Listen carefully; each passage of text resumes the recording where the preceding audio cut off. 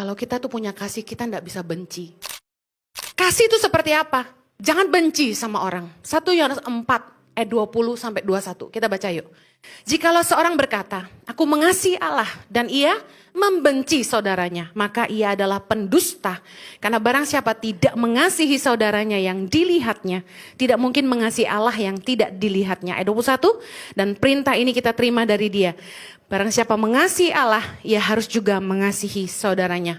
Orang yang punya kasih itu gak akan benci sama orang. Mungkin kita marah waktu kita disakiti. Mungkin kita kecewa. Sometimes sampai hari ini pun saya masih suka nanya kayak yang, kenapa ya tuh orang udah ditolongin kok jahatin kita ya? Bertanya. Tapi benci enggak.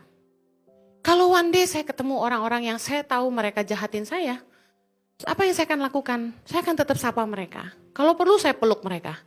Karena mungkin orang-orang kayak gini adalah orang-orang yang butuh kasih aja sih sebenarnya. Ya gak sih? Kalau kamu punya mertua yang gak baik sama kamu, mertua yang jahat sama kamu, sebenarnya coba pikir, kenapa ya mereka jahat? Mungkin mereka dijahatin orang. Mungkin hatinya pahit, makanya mahitin hati orang. Saya selalu merespon dengan kasih tiap kali saya dicaci maki. Saya dimarahin orang, saya dikata-katain orang, saya ketemu orang itu saya peluk. Ketemu saya peluk. Kecuali suami orang saya nggak peluk ya. Tapi kalau orang itu perempuan atau anak laki-laki yang lebih muda dari saya, yang bekas staff misalnya, dia enggak baik sama saya ketemu saya peluk. Dengan sepenuh hati. Kalau kita tuh punya kasih, kita enggak bisa benci. Anak seperti saya yang ditelantarkan orang tua, pasti enggak bakal sayang orang tuanya. Pasti udah gak mau tahu orang tuanya, bener gak? Giliran gue kecil lu gak urusin, masa tua gue urusin? Enggak. Saya tetap mengasihi orang tua saya.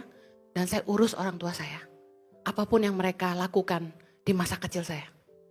Jadi kalau orang tuh punya kasih, dia gak akan benci. Sederhana banget. Orang kalau punya kasih gak bakal jahatin orang. Orang kalau punya kasih gak bakal benci. Katakan amin. Ibadah Gereja Impact Community Indonesia ada di setiap minggu. Anda bisa mengajak teman, keluarga, dan relasi untuk ikut beribadah bersama. Setiap ibadah disertai ibadah anak atau Impact Kids dan ibadah remaja. Dan bagi anak-anak muda di Gereja Impact Community Indonesia,